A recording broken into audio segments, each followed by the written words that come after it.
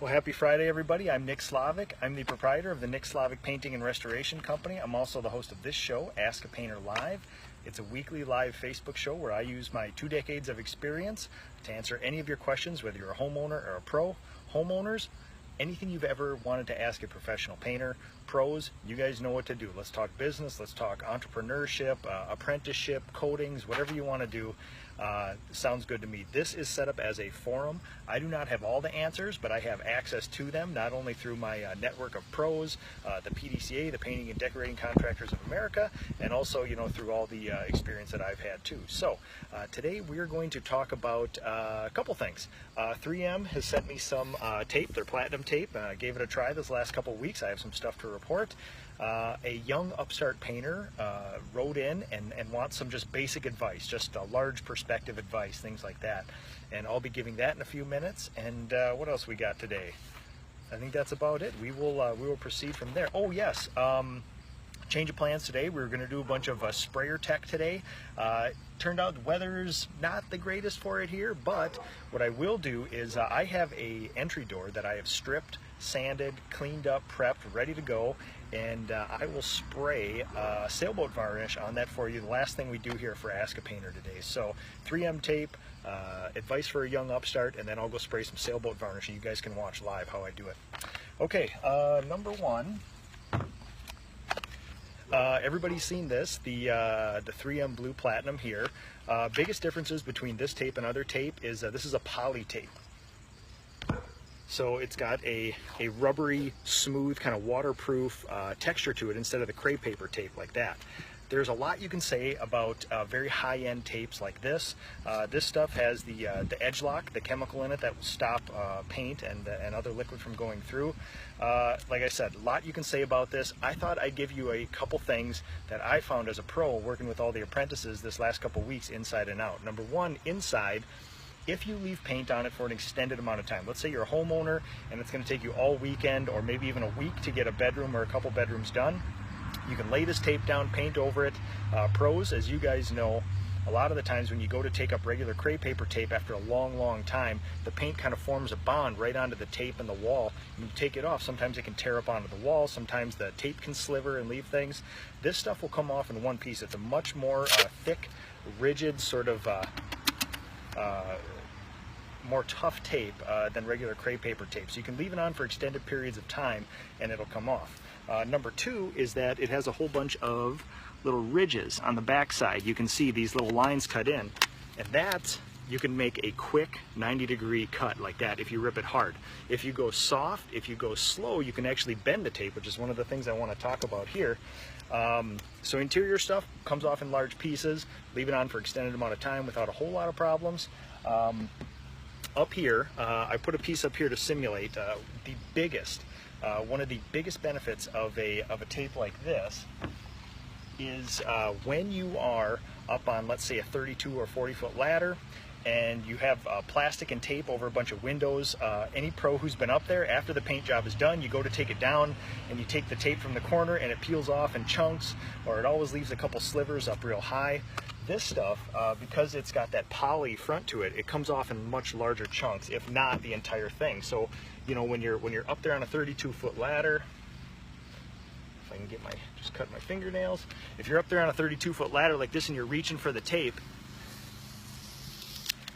it's much more apt to come off in one big chunk like this along with the plastic. So instead of having that one little chunk, then you have to either reposition the ladder, move up differently, something like that. It's going to come off in larger chunks. So huge time saving, and it's safer too. If you're on a 32-foot ladder, reaching over your head on a window trying to pull plastic down, if it comes off in large chunks, it's going to be a huge benefit to you. The other, here. The other really interesting thing about this tape is it'll actually bend. So take a small chunk here, rest the roll. So if you've got an arched window, eyebrow window, something like that, if you're slow and easy with it,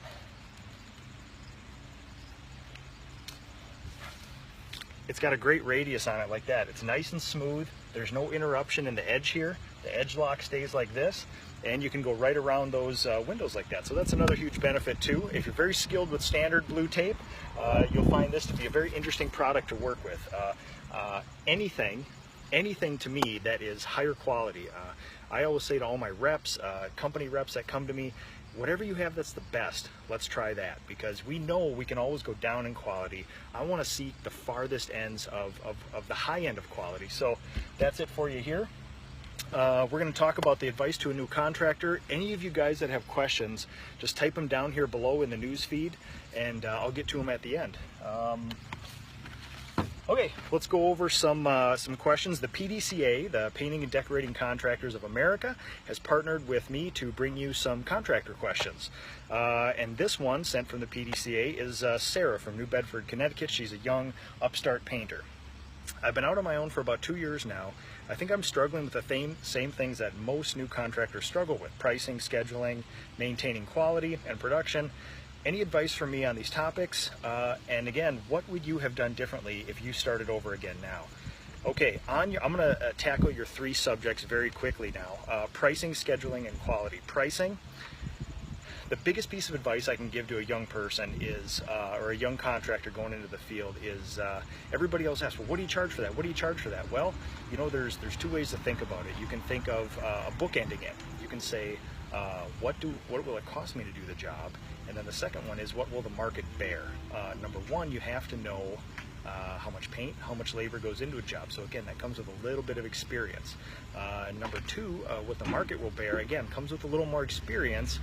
Once you get a couple jobs under your belt, you can gauge the looks on homeowners' faces, whether you're low, whether you're high, and you can kind of see where the median range is, like that. Pricing is a very difficult thing. And even this morning, I had a formal meeting with all the apprentices. We had a breakfast meeting. There's a 100-unit townhome complex that I'll be turning in an estimate in for Monday. And because of the size of it, I queried every one of my apprentices. We kind of went around the table. Here's some buildings. Here's this scenario. Here's this. How long, if you had to guess, would it take you to do this? How much materials? How this and that? And I have these things to bounce off, and I know what it would take me to do it because I've had a lot of years doing it. But these people don't have the same production rates as me, and they don't have the same daily schedule as me, things like that. So I kind of query them and I bounce things off them. And if you go around to, you know, somewhere between 6 and 10 people and ask them that, you kind of come up with the general average there. Then you throw some what if scenarios, and then they can give you some bounce back off that. But the biggest thing I can do is base your pricing. If you have no idea what to charge, base it off of 2 things. What do you think it'll cost you to do the job with your time and labor? And basically, you know, if you take you know, an hourly rate, you know, if you own your own company, you should be having a higher inflated rate because you have to pay for taxes, insurance, all that other stuff. But you know, if you were just to be a painter's apprentice and you're making between $15 and $25 or $15 and $30, put that into it and say, well, if I was an employee of somebody, it would cost that business owner for that much for my labor to do this, plus the paint, and then you have a bottom floor. Like that's your break even. You don't want to approach that. You have to build in all your overhead and then your profit on top of that. So you have the low end, which is, what is this job going to cost me to do? On the high end, what do you think the market will bear? What do you think the top pros are charging for doing the best quality job? And therein lies, you know, what you should be charging. Pricing, scheduling, quality. On to scheduling. Keep copious records. Everything you do. From the first second that I started my own business, I have notebooks full of my own hours. Whether I go to 4 or 5 jobs a day, I write down, here's the travel time, here's the time at the job, here's the coatings I use. So anytime you have a question, you know, when you're doing a 100-unit townhome complex, go back to the last one you did, or go back to that one that had 60 units and figure that out, because that's your baseline. You can turn around a quick estimate then. Another thing that I could, that I wish I would have done, and I will include this later, is something that I have deemed a one sheet. I know it's not specific to me. I'm sure other contractors have lots of it, but basically this is my exterior version of the one sheet. And basically what we do, this is a record of every job, whether I'm there or not. We have customer's name, info up here, date started, date completed, whether they sent me before and after photos, the apprentices. We have the apprentice's name down here, and we basically have a matrix of who did what and how much time it took. Washing, scraping, sanding, plasticing off windows, priming, caulking, and then because the houses vary, we'll say, you know, soffit, trim, siding, this and that, and we keep copious notes of how much time it took each apprentice to do it. I can track job costing, And then I can also track if one apprentice is doing something phenomenally. Like one of the things we track is how many windows and how much time it takes to plastic them. If I see one apprentice doing twice the amount of effort or twice the amount of production than another apprentice, then it's either grounds for a raise or it's grounds for a little bit of improvement, a little bit of coaching on the other one. And then we have, of course, what products we used, how much we purchased, how much we used, and then on every one of these, something that I just started recently, I keep track of a simple, it's not a break even, it's sort of like a simplified income statement on every job where I have, here's all the labor that went into my job, here's all the materials, here's all the profit, then I break out my hours and see what I actually made per hour onto that job. And it's not what you made, that's not actually it, because there's no overhead broke into that, but it will let me judge this job off of another. So I'm not looking for the actual number. I can't click my heels and say, okay, I made this much per hour on this job. What I do is to judge it off of other jobs. If this job was a certain number here and this one was twice as much, well, why? Was my pricing better? Was there a little material wastage on one job? Did I underbid it? Did I overbid it? Stuff like that. So I just use it to track it and give you some perspective. So these one sheets have been a huge thing, and you can go back, and I'm teaching all my seniors, my senior apprentices actually fill all these out now. The bookend method, like I talked about before with scheduling, you have to creep up on a job. Like we talked about this 100-unit townhome complex this morning at breakfast with all the apprentices. We basically worked from how in the hell could you possibly estimate this to a very exact number in about 15 minutes by saying, okay, here's the easiest building on the lot. Would it take you half a day? Well, no, that's too quick. Would it take you 2 days? No, that's too much. We can go faster than that. Okay, well, how about a day and a half? Sounds about right. We might be able to find efficiency. So would it take you a day or would it take you half day? Well, way more likely to take a day. Okay, so then we have the easiest building on the site. That'll take a day. I show them the largest, most complicated building, and then we start working too. Will it take you 3 days? I don't know. It doesn't seem like enough time. Okay, 3.5. Not enough. 4 days. Okay, now we're getting closer. And then there's sort of agreement like this. So we creep up on it, and it's sort of this, querying the commons. There's a very specific term for this. I don't have it now, but it's basically the intelligence of all the masses gathered together. The more input you have, you can start getting targets and then zeroing in on that like that. So that's kind of what I call the bookend method, where you start working from both ways. What's too little, what's too much, and then start creeping it in like this. And you can, if you don't get an exact answer, at least you have a realm. And then mini income statements, which I just talked about here before, where on the back of every one of my estimate and invoices, I write out, here's how much paint I used, here's how much labor I did, so at least I have a quick and dirty sort of plus or minus number for every job. Okay, the three main things Sarah had asked about: pricing, schedule, and quality. Quality is reputation, is marketing, is net profit, is freedom. So you have to take all those things into account when you're working on your business like this. Number one, quality always wins. That just goes without giving. I've sort of built my business over the years based on that. You have to also take a look at quality. Doesn't mean using the most expensive products. It means using the most effective products. And two examples are, like Sherwin-Williams Duration, Benjamin Moore Aura for exterior products. Those are great, great products. I don't think you can get a good enough exterior paint. We have very good ones, but we need more and more. We need better and better, because especially in Minnesota, it's tough to find things that last. But for interiors, if somebody wants their ceiling done, a product like Sherwin-Williams CHB, Chicago High Build, which is a very, very low-grade sort of builder's paint. It's ultra dead flat, it's white, it's relatively inexpensive, maybe 15 bucks a gallon, give or take. And when you do ceilings, nobody will ever come into contact with it, and you want it to be ultra dead flat, you want it to dry without lap marks. That's a case where it's not the best product, because Lord knows there are super high-end ceiling products. I don't think they add any more value to the customer than the ultra dead flat one. Now, if you're going for a high gloss ceiling, if you're going for something else, that's fine, but for the standard flat white ceiling, that's sort of what we're talking about. And finally, my edict always is it better for the customer, is it better for you, or is it both? Most of the times I find that contractors side with themselves. They'll go with a quicker drying product that won't last as long. They'll charge the same amount. It's not adding any value to the homeowner, but it is making them get through the job quicker. What I look for are things that benefit the homeowner and me.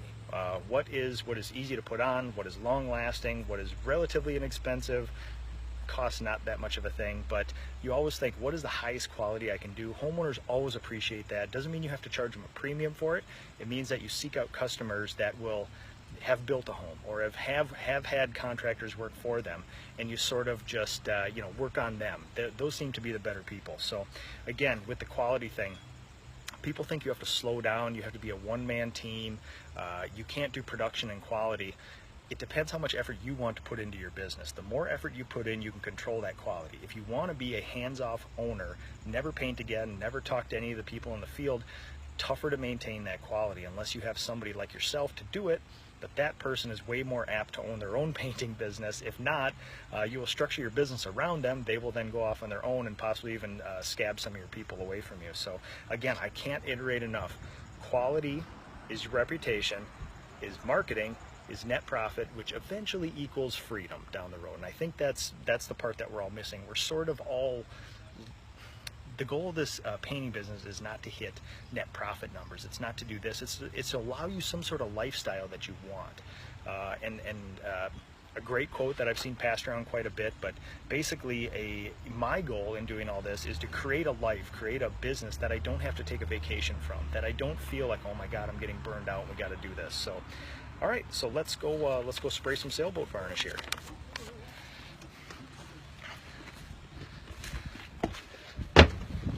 Hey, how's it going? Just about to put some varnish on here.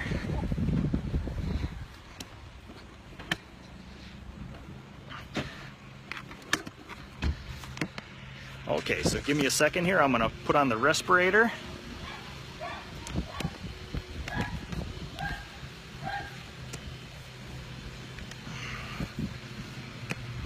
Give me just a second.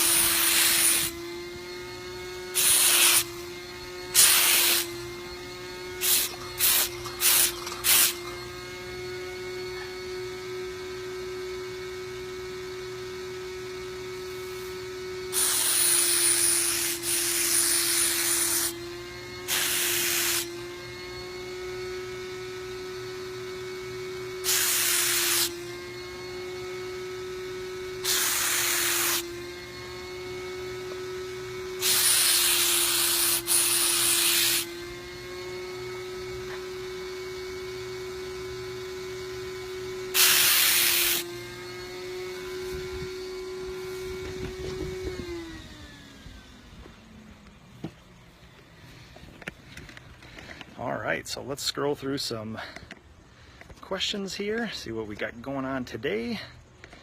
And thank you everybody for watching. Thank you for sharing too, everybody. I do appreciate that. It's always fun to interact. And Juliana Alcantara, thank you very much. Zane Fry. Universo de Pintura, thanks for sharing as usual. All right, see if we got any questions here.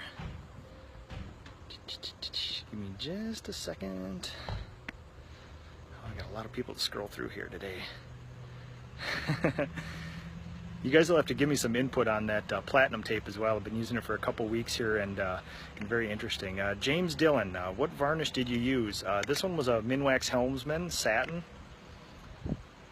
It's kind of one of my go-to ones here. Very predictable product, very good long-wearing product here. Let's see what else we got. Terry Taylor, I'd be worried about bugs landing on that beautiful finish. Oh yeah, you know, with outside, what I normally do, Terry, is I lay it flat. I like to put on the heaviest coat that I can, allowing for the wet mill thickness that the technical data sheet recommends. So, you know, through experience, you kind of figure out what that thickness is. And I like to have it flat. As soon as this tacks up, what I normally do then is just pick it up, remount it, and finish it drying there. So it kind of is what it is. This is still the first coat, so if you get a gnat or something in it, it kind of is what it is. Sorry about that phone call coming in. It's got to be sanded, it's got to be shop vac, it's got to be tack ragged again. So it's one of those things where if you get a gnat on there, it's not the end of the world. And also, this homeowner has quite a few dogs in the house, and if I were to plastic off an area and get in there, I'm sure, being that it's a tiny bit windy today and that there's a bunch of dog hair in the house, there'd probably be something that sticks to the door. So I usually do mine flat like this. With this product, it actually dries pretty quickly, especially on a dry day like this with some breeze. So 20 minutes from now, it'll basically be tacked up. Put it back on the house and keep going.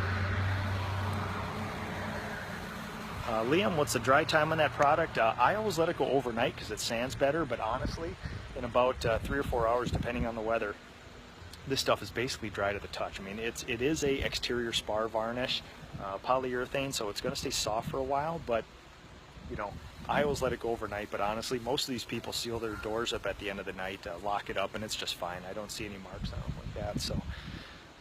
All right, see what else we have going on here. Okay, well, thank you everybody for watching. I do appreciate here.